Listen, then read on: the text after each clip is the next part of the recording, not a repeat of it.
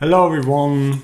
ChatGPT recently released two new features that are really helpful, and I thought I do a little walkthrough why I consider them to be so helpful in this respect. So one is branching of chats that you have, and the other one is the enabling of memory for projects. Okay, let me start at the beginning. I use my Plus account, but many of these are also available in the free account. So let's start with the settings and personalization. You probably all have turned on or activated or provided content to the customization field. So for example, what do? Well, I use ChatGPT mostly as an agile practitioner. And I try to explain this. This is a sort of, your Twitter bio, so to speak. Who am I? What am I doing? What traits should GPT have is an important part because this is, so to speak, your private system prompt. How do you want your ChatGPT version to actually interact with you? So, for example, I talk about the content style, the tone, that I like everything to be organized. So I'm a fan of lists, for example. I've always been, it's nothing new to me. I want to be treated as an expert, and please, ChatGPT, apply radical candor. If you answer anything, be direct with me. You don't have to beat around the bush. Just give it to me, right? Provide the explanations, yada, yada, yada, yada. So that is the classic setup. This is how I want ChatGPT to behave in whatever things I do here.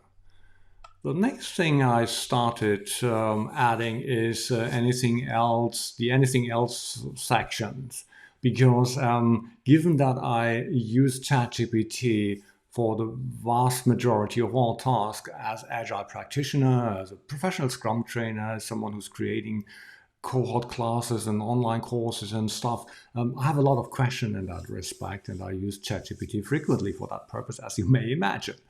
And of course, I'm trying to explain to him who I am, and please don't be shy.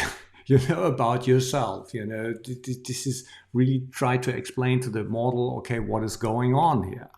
Now, this is relatively common. We've all been doing that, I guess, more or less. And by the way, it's always a good moment to inspect and adapt if some things change.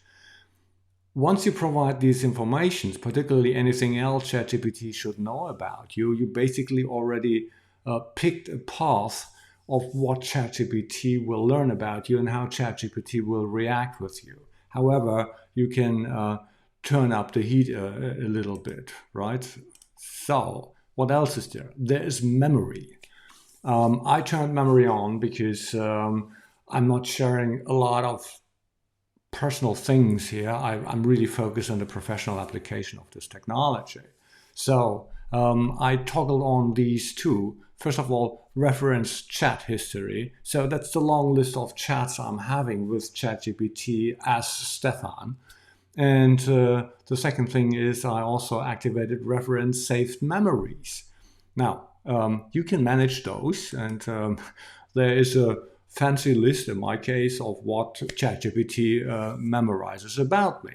And some things I really do not understand why it considered them to be important, but like prefers mirror style visualization and for diagram conversions. I have no clue what that means, and probably I should delete it.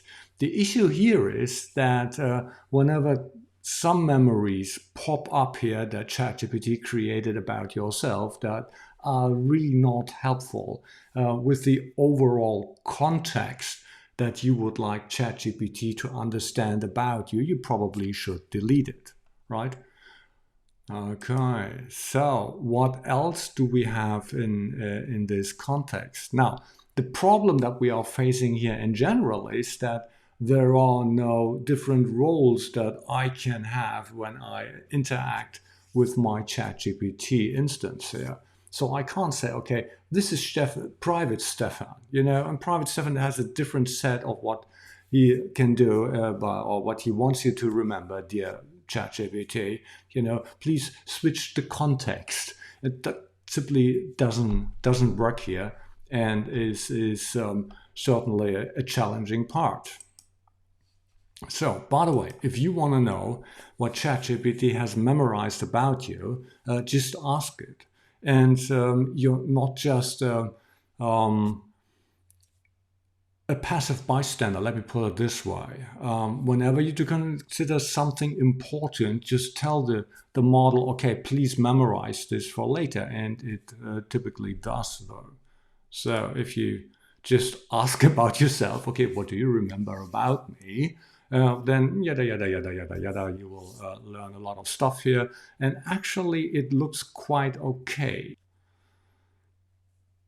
So it would be an interesting experiment to delete all the memories and then run this again, right? Send out this memory so you use it as a personal quick reference. Oh, that's very kind of you, but actually I would like to show something else. Now, what you can do if you want to branch out into a topic that actually is not on brand how you use ChatGPT, air quotes, what always helps is use a temporary chat, and I don't know. I'm already in a chat. Okay, let me get a new one. Oh my goodness. Okay, so now we have a new chat. Turn on temporary chat. It's the button in the upper right corner. And by the way, whenever you change the context, whenever you change the topic, you should start a new chat anyway, because you are contaminating the thread with irrelevant context and content, which is not a good idea. So now, if we turn on a temporary chat, we actually can do whatever we want, so they might keep a copy for 30 days. After that, it is deleted. But by all means, the good thing is it's not added to your memory. And ChatGPT will not remember it from that perspective, which is a good thing. So whenever you have something off topic, please use a temporary chat.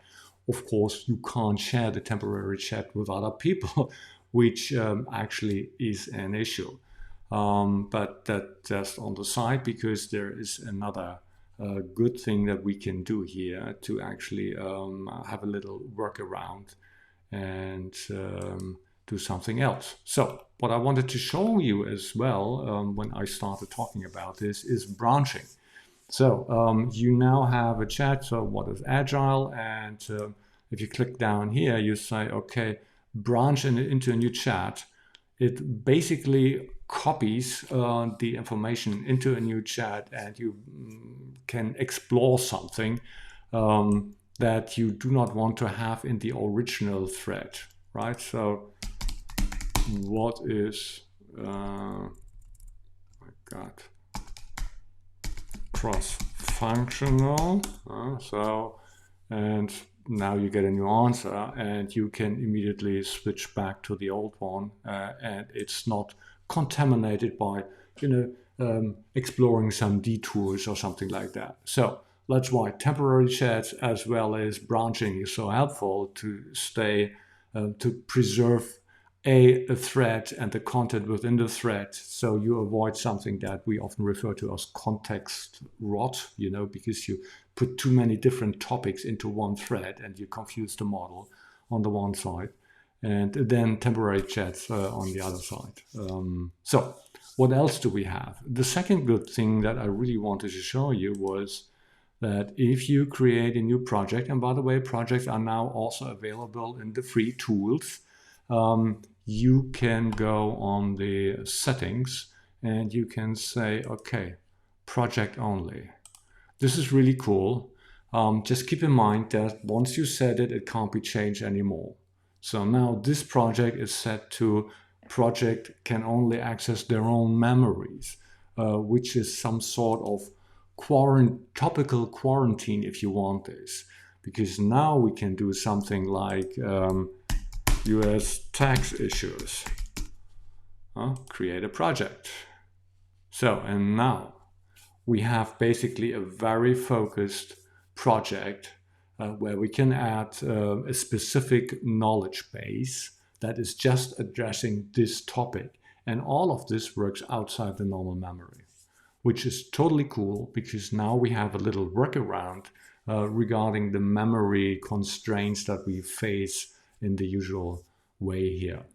And I think this is highly useful and beneficial, and this is what I like. Just try to understand how to separate topics, understand when you need to clean up, and how to avoid context rot in the long term. So whenever you have a specific topic, I suggest create a specific project on that with a dedicated knowledge base that is really focused on the context of a very narrow field, and then take it from there. And also limit the memory to the project and the communication within the project itself. It really helps to keep everything clean, and it should result in significantly better answers, whatever you do.